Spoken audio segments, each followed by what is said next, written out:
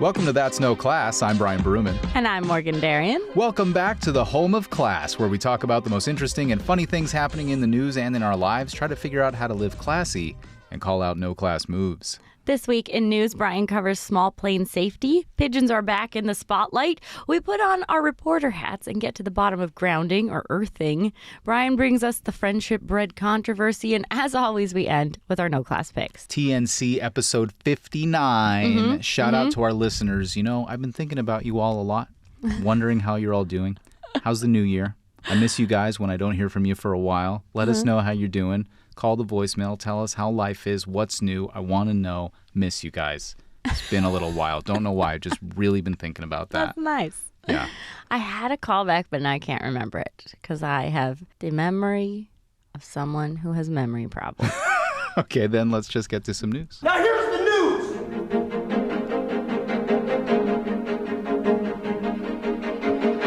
All right, this one goes into the I had no idea category. So a small plane crashed off the coast of Half Moon Bay in Northern California with 4 people on board. They didn't make it. But like I tell you, they don't make it. Actually, they do make it sometimes. I see enough of these stories. They do make it sometimes. Okay. But more times than not, seems like they don't make it. Yeah. Here's the thing about this story, though. The plane was hand-built. What? So it turns out that there are more than 33,000 amateur-built planes licensed by the FAA, and they're known as cozy aircraft. No. This particular plane was built by a dentist who's now retired, who built it in a friend's garage, and then when it got too big, moved it to his house in the backyard, built it piece by piece over 10 years. He says he flew the plane for 15 years with no problems before he sold it to another guy who bought it from him for $100,000. No way. And apparently the selling process is you test fly my plane with me in it with you, because how else are you going to do it, I guess. Oh, that's actually a good idea. Because you're like, if I'm going to die in this, you're going to die too. I mean, it just seems like such a risk. I mean, it's crazy. But yeah, so he says that you buy the plans for like $500 online. Okay. It comes with a list of suppliers where you can buy the parts, and then you just assemble it yourself. When you're done, it has to be inspected and certified by the FAA. But we all know how that went. Boeing plane missing a piece. What were you going to say? I was going to say, how can the inspectors even know if everything's right? I don't know. I guess they tug on the wing and like you tap on the gauges and you're like, this seems sturdy. Seems good. Certified. This totally blew my mind. Yeah. Like, I'm a car guy. I could totally build a car from scratch, no problem. That's what I was wondering about. Yeah, you could. It doesn't go in the air. True. It's not. I've always said, people always say, oh, plane travel so much safer. Yes, statistically. But the odds of surviving a plane crash, far lower, I would think, than surviving a car crash. But anyway, there are these things flying all over built by people. Doesn't that seem crazy? How can there be that many people that can do that? That can even do that. That's what I was thinking, too. Where are they coming from? I guess there's a lot of mechanically inclined people around, or the instructions are really good. I don't know, but I am impressed that this guy flew it for 15 years and it was all good. He said he felt terrible that his plane crashed. That's horrible. And potentially killed these people. That's really horrible. But it was a 15-year-old plane. 15-year-old plane. Who knows what was going on? You would think you would want a new one by then. You would think so. And $100,000? I don't know what planes cost. I don't know, but like if you buy a 15-year-old car, you're not expecting that to like true story be great all the time. That's a really good point. Not expecting a lot from a 15-year-old car. So maybe shouldn't have bought that. Yeah, maybe. Okay. But yeah, it's not crazy, I guess, to me that the person who builds it flies it, but it's crazy to me that you buy it from somebody else. 1,000%. How do you know how well they put that together? What do you know? That's fully cuckoo bananas. Absolutely not. I wouldn't buy a plane from you, and I know you. Yeah, no. I was thinking to myself, literally, if I like hand built a car even, when I was done, I would like burn it. Yeah, done. So that no one could take this because only I would know how it was put together and like everything like that. Like you don't want to leave the loaded gun around for people to hurt themselves. Yeah, that's insane. So, crazy story. Okay, awesome. What do you got? Okay, pigeons are back. Who knew that pigeons would be such a constant in the news? Not I. And yet, AB News tells me that a pigeon has been in lockup for 8 months. Why and by whom? The Indian police suspected the pigeon to be a Chinese spy pigeon. To be fair, it had 2 rings tied to its legs that carried words that looked Chinese. It was not Chinese. The pigeon turned out to be a Taiwanese racing bird. So my question is, do they have Google in India? If not, then cool, no harm, no foul, but I'm pretty sure. That was good. That was good. Thank you. I'm pretty sure at least one person in India has a friend in the States and could have asked us to Google that ish and like Google image the words on the bird's little tokens and find out that it's not Chinese. I mean, I have to speak up. They have Google in India. I figured. There's no doubt that they have Google in India. So, but it's lazy. It's lazy that they didn't use it. 8 months. And they finally determined that it's not Chinese. That's a really That's long how time. long they held the bird. That's way too long. Like, do you think the little athlete was treated well? I hope so. I hope. Well, they kept it alive. Yeah, I like that they didn't kill it immediately and ask questions later. It's kind of nice, I know. They gave the pigeon a fair shake, a fair chance. Good. They gave him like almost a trial. Like. They did. 8 months of a trial. It's more than some people get. That's true. Once they realized the bird was not a pigeon of espionage, they sent it to a vet, and later the doctors freed it into the wild. So actually, a better outcome for the bird in general, because in crossing into India, it was escaping its life as an open water racer. So now I believe it has a brighter future. I mean, I'm not sure if it was proud to be an open water athlete, but it did fly all the way to India. So it probably wasn't too attached to its owners, right? Yeah. That's fair. I was just going to say, it's far from home, but you're right. He did it voluntarily. Yeah, I was like, maybe trying to get away. Yeah, maybe he was sick of Taiwan. And it knew that they wouldn't catch him. It took him 8 months. Amazing. Good Lord. That's awesome. Okay. Go, little Very bird, cool. go. All right, do you have personal news? I do. Morgan, who you all know is my TV curator, got all mad about it a few weeks ago. But anyway, she's showing me this new show called Blue Zones that's all about the places in the world where people consistently live to be 100 years old or older. Yeah. And it's just making me think about a lot of stuff. That's my personal journey this week, is that I got to change how I eat and stuff like that. Surprisingly, I do already have some of the habits that people who live to be 100 have, like walking uphill a lot, eating nuts. Pretty good. But I got to cut down on that trash meat that I'm buying from Costco. But it led me to a thought that's really put me in a better mood this week. What? I have a kind of anxiety. I have almost no anxiety. But one thing that I have anxiety about is kind of like, am I going to live long enough to see certain things? And am I going to live long enough to achieve certain things? Sure. And I realized, doing the math for some reason the first time in my life, that if we just live to be 114 years old, we'll get to see the year 2100. Oh, that's so cool. The 22nd century. We got to do it. We do. Now I don't know how. We have to garden. But we have to walk uphill. Yeah. We have to eat yams. Purple yams. Purple yams. Sorry. Correction. Yes. But that just was really reassuring to me. It's like... That's cool. There's a hope for me now. Yeah, like in that. old age. That's very cool. Got to make it to 2100. Okay. Let's do it. Okay. I'm in. What about you? You have any? Our restaurant had a power outage. My last table was like, oh my God, we're so sorry. You're missing out on your shift. Hopefully the power comes back on. And then proceeded to tip me 10% after I bent over effing backwards to get them their food from a kitchen that was almost pitch black. And you were like the last ones to order. So they didn't even want to make it because it's dangerous for them to cook in the dark and in a kitchen without proper ventilation. So F you. My personal news is now a no-class pick. You pricks. It's too soon for the no-class pick. Whatever. I brought it in early. It's personal. Too many. Personal to you. So I get it. 10%. Isn't that, like, ridiculous? Like, get out of here. Sorry you had a bad day. Here's less tip. Yeah, exactly. We just wanted to make it a little worse. Here's even less. It's like, we hate you. Okay, well, I'm sorry that happened to you. Thanks. All right. When we come back, we're going to try to uncover some facts about being barefoot. And then a tale of a treat that divided an office. Thanks so much for being here with us. We love having you. We'll be right back.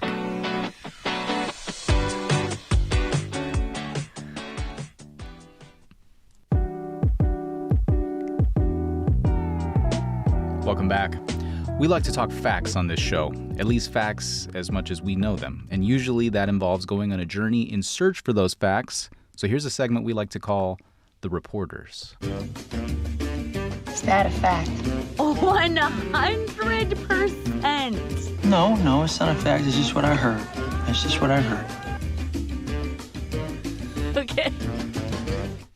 All right, this week's topic started when Morgan and I were walking along a beach in Morro Bay. Pristine, beautiful, seashells everywhere. Morgan's telling me about the process where sand is made out of shells and rocks, and when we decided to turn back, I say, hey, maybe we should go barefoot. It would be nice. And Morgan says, that's a good idea because, they say it's important to ground yourself. And I say, what's that? And she says, grounding, where your bare feet touch the earth and you absorb nutrients from it.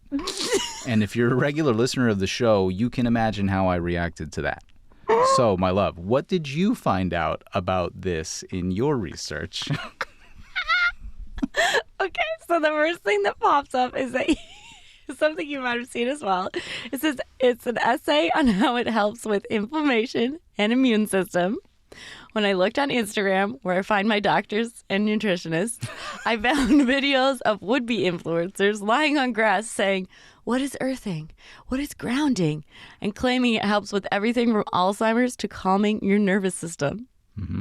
There are websites dedicated to getting the word out that we're not in tune with the earth anymore and it's bad for us. Let me tell you. When I transferred to my latest university, there was a giant field of grass where very few dogs peed or pooed.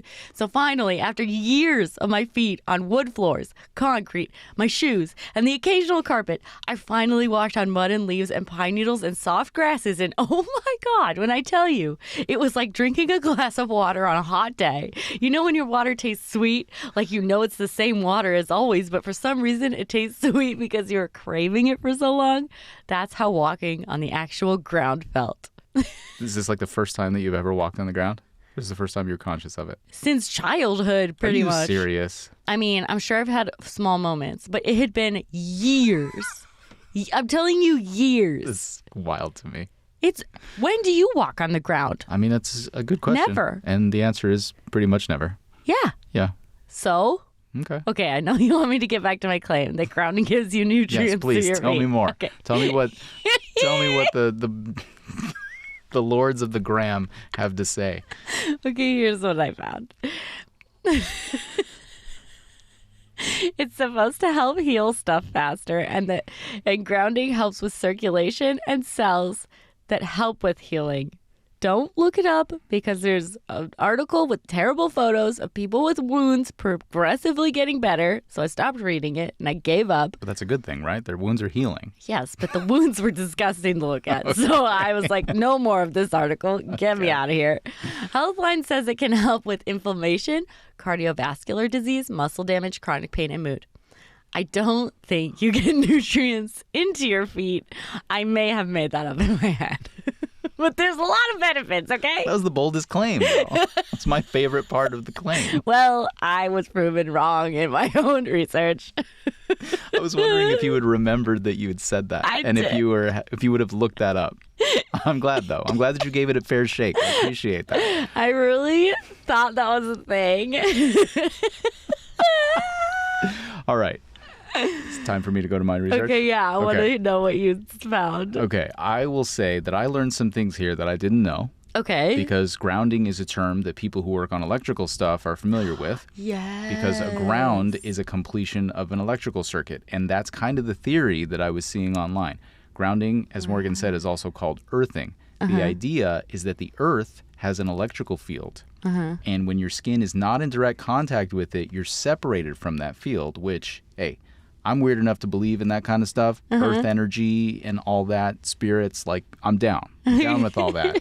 I don't think it's spirits. It's kind of like spirit. They're talking about electricity, kind of. They're trying to make it like literal, but I'm like, just call it spirits, man. It's fine. Just call it Earth spirit, and I'm down with being in contact. That makes way more sense to me than being like, oh, we're absorbing electrons from the Earth. Isn't it like yes, we are. positive and negative ions or something? Yeah, but ions goes beyond my level of expertise. Okay, so continue. Whatever. Okay, so there are a few studies that I saw that looked at grounding, and some of them actually did look at measuring whether there were physical improvements in people who grounded regularly. Okay. And they're the kind of studies I like because there's just one variable. Love it. Are they grounded, meaning bare feet in contact with the ground, or are they not?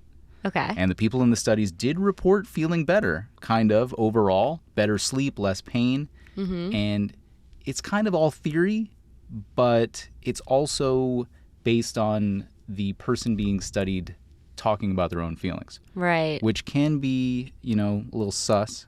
And it's 'cause dependent. It's subjective a little bit. Yeah, we don't know. But anyway, here's all the things that I saw. The weird thing to me about it is that really overlaps with what you said. Okay. And so all the crazy BS that the people are talking about on social media is also what people are saying in these studies. Yeah. So they say, improve mood, improve blood flow, improved immune system function, reduce pain, improve sleep quality, all this kinds of stuff. So I'm fairly convinced here. I think so too. I mean, mood betterment alone is good enough for me. El Yes. Natural drug us? Yes. Yes, sign me up. Exactly, 100%. That's what I'm talking about. But Yeah. And that's where I think that this is actually coming from. I'm not a scientist. Yeah. But whether all of these things are interconnected with being in nature and being outside in general, I think this is where this is all coming from. Because you feel better when you're outside, man. Well, that is true. You feel better when you're walking barefoot in the grass than you do wearing shoes stomping on concrete. Definitely. It's just Yeah. we are made to be outside. Like there's a reason the dogs go crazy when they're allowed to be outside. So excited. Because it's better. super exciting to be on grass. Yeah. We have the same thing. We just have this, rational thing. We're like, oh, what's the big deal? It's the outside. But Yeah. it's in there. It's It's in there. in us It's trying to to be get out. excited about that. And so, yeah, I think All right. this is kind of legit. What you made sound like the craziest thing in that moment ended up, I think, actually, I'm with you on this. And I think that grounding is cool. I don't know if I'm going to, tell myself I need to be grounded right now. Yeah. But I think that I will make a conscious effort to maybe take my shoes off and walk barefoot. Yeah, at sometimes. least get one a week in. Yeah, get some kind of It's really hard contact. to do, though. It is, surprisingly. Because, and I hike we live a in lot. an apartment. We live in an apartment, and even when I hike, I'm not going to go barefoot on those rocks and No. stuff. You got to balance safety with Yeah. your need to be grounded. Yeah. Nutrients, though. Last thing.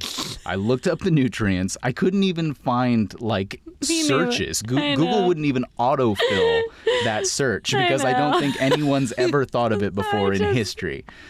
Except for me. Except for you. But I did find one thing that said that it's possible that beneficial bacteria on the skin could be picked up from walking on the ground. All right. So maybe your skin I'll could be take better. it. Yeah, take that as a win. But nothing about really funny. vitamins or anything like that. No, I was wrong. Okay. Friend. Well, thanks for taking us down this journey. You're welcome. I wonder if the listeners will be grounding themselves. I mean, I hope so. Let us know how it goes.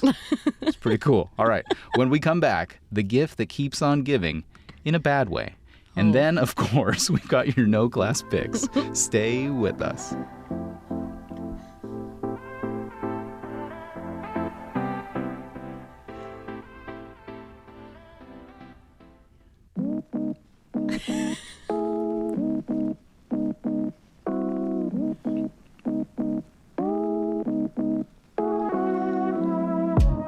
Welcome back.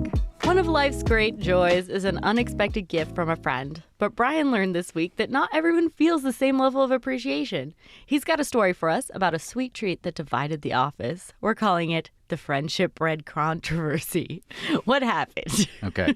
This started a few months ago, right before Thanksgiving, but I didn't know that it was still going on between the people I work with and that it had taken this dark turn. Okay. So here's how it started. I show up at work one day and sit down, and my coworker / friend Jessica that sits next to me says, I have something for you. And she hands me this little silver loaf pan wrapped in foil. And it's this little loaf that looks like maybe it's a coffee cake. And then she hands me a piece of paper with writing on it. And then she hands me a big Ziploc bag filled with what looks like dough.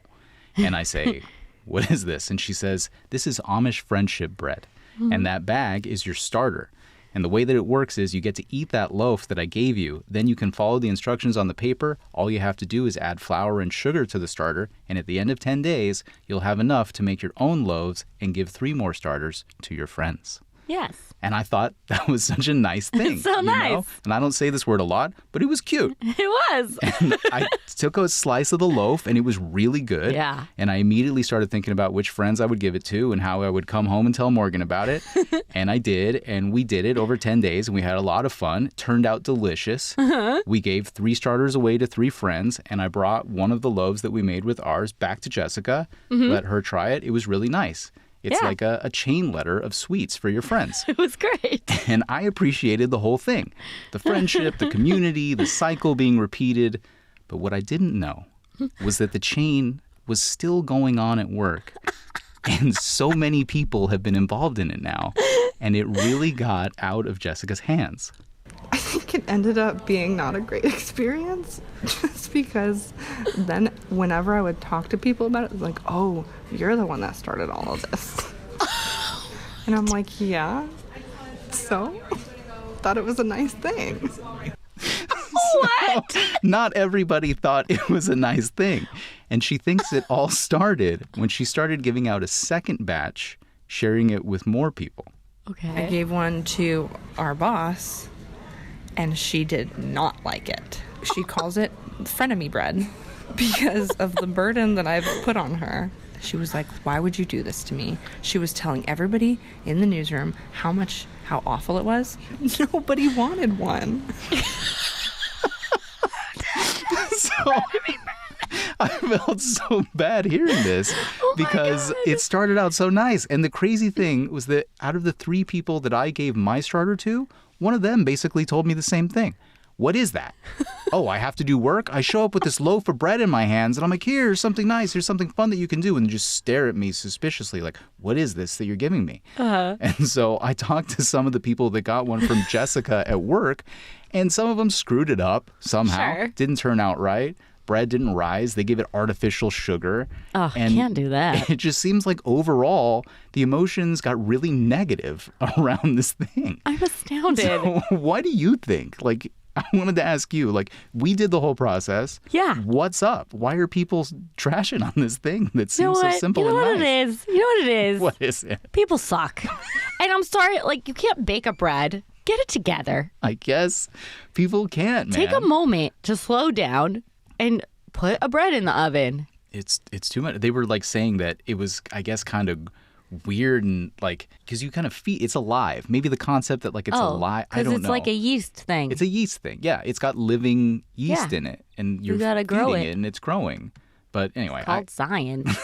I asked her why she thought people responded to it so badly, and this is what she said. I think that giving it away is what people don't like because they're like, who the heck am I going to give it to? People don't like being given tasks to do, which I get it, but like... Yeah, I guess. People are lazy. Like, they're so lazy. I didn't realize and they they were don't so want to lazy. like take a chance. It's like a vulnerability almost. It to be does- nice. Yeah, it To be seems nice that way. is a vulnerable moment. Even to accept Yeah. is a vulnerability. Yeah, to accept a gift without exchanging. Yeah. Yeah. It's so, Very strange. It's so strange. It's such My friend loved it. I don't know what happened She with thought mine. it was like so cool. It is cool. And she made it and she gave it to her like her family and stuff. It's a super cool thing. Well, Jessica, you have like at least 2 fans over here. Well, she told me that she never even asked the people she gave it to if they actually did it. She didn't guilt them at all. They Yeah, could have thrown that it was away nice. for all Yeah, she cares. yeah. The giving was all that she wanted to do. Yeah, just eat the bread and throw the rest of it away if you really don't want to do it. And don't say anything. It's a gift. It's a gift. So by my latest count going around, we my know God. of at least 16 people who ended up getting it. Whoa, that's a Some lot. people liked it. Okay. Some people, though, still real mad. But the crazy thing is, everybody knows who it started from. I just don't like that I was made out to be like this person that did something horrible to the newsroom. Like I burdened people. And I'm like, I was just trying to spread the love and the friendship. And this is thanks I get. Like, I don't think one person was like, oh my God, Jessica, thank you so much for starting that. That was amazing. What a cute thing. And that's so disappointing. Oh my God. But she says she isn't taking all the blame. Good. She says she knows where it all went wrong when she gave it to our boss, the original friendship bread hater. I should never have given her one. if I never gave her one, it wouldn't be like this. Oh my God.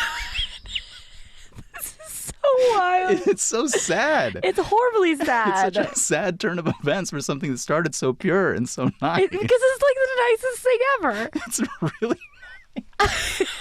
I mean, if you ever think that your coworkers are nice and that you work with a bunch of people who care about you and like are great and nice, I guess do this experiment Try this and out. see if they are actually good people or if they're like, get that out of my face. What is that? What is that? Environment. It's so twisted, man. She's like the kindest little soul over there, just trying to spread some happiness. Just try to be nice. Good Lord. I hope you told her how much we loved ours. I did. Make up for some of that. She told me that she thinks that I'm the only person that told her how much I enjoyed it and appreciated it. It was literally a highlight of our holiday. It was. And that's what she was so bummed about. She's like, it was right around the holidays. Yeah. It's like the most holiday thing you could do. Literally. Good Lord. So bad. Oh my God. So bad. So if this friendship bread sounds fun to you, we're going to put the recipe up on our Instagram if you want to see it there. You will need a separate recipe for the first starter just to get the yeast going. But once you have that, this recipe will take you the rest of the way and it can last forever. So I want to give a huge thank you to Jessica for giving us the bread in the first place and for letting me interview her at work for this story. She is a kind soul. Yes, she is. Our kind of people. Your No Class Picks when we come back.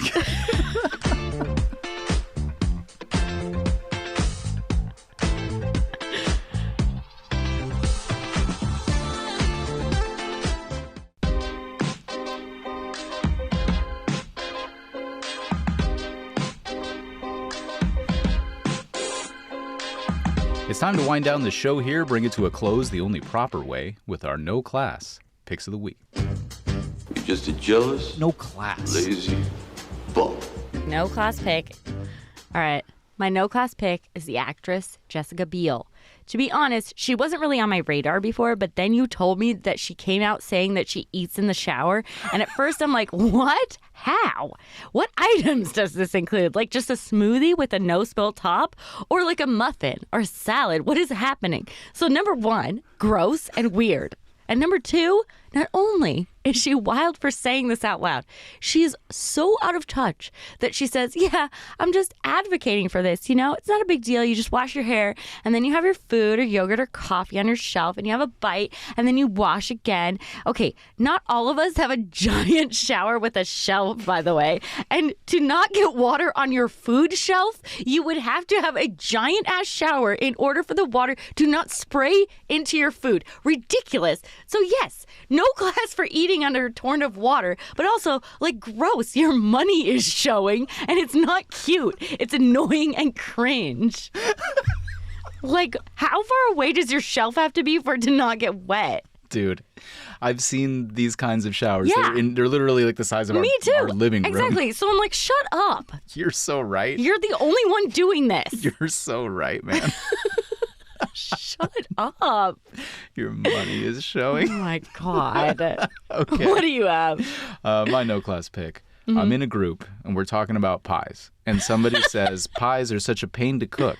And I Oh. say, they're really not. No. I make them all the time. And this woman goes, you make pies? And I say, yeah. And she says, that's unusual.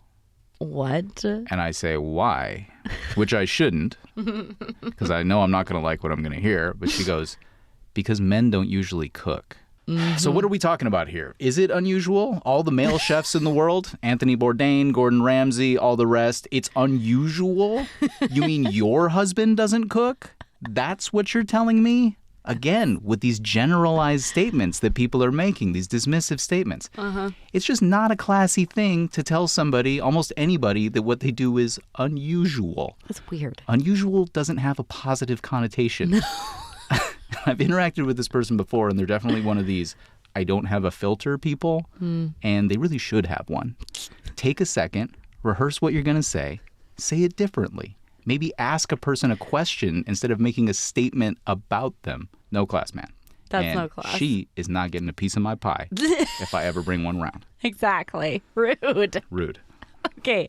I also have a small class pick. Good. It's been too long. Too long Okay. since we've had a class pick. What do you got? Okay. Actually, no. It's not small. It's giant to me. I've been needing some time away from travel and people visiting us so I can get into a rhythm with my eating and working out and writing in school. And my mom wanted to visit, and so I very much wanted her to visit too because I love when she comes over, and I wish we lived closer so we could have more dinners together and get-togethers, and I was so tempted. But this was the first time I told her no, and it was really hard for me. But instead of taking it on, she completely heard my words and my desperation to get my shit together, and she said she was proud of me. And that just meant the world to me. Like, so few people can really do that and not be offended by your act of not hanging out with them. It's hard for us to not think of ourselves, and it's just really touched my heart. I mean, I know logically she'd do anything for me, but her just saying she was proud and not pushing at all really was the classiest way of showing her support for me in a rough moment. So I'm sending her a big shout out and a hug. She's my classy pick of the month for sure. Man, super class. Yeah. Great mom. It was nice. It made me cry. You're crying a little right now. Shut up. All right, guys, that's our show. Thanks so much for being here and hanging with us. Like and or subscribe on whatever platform you're listening on.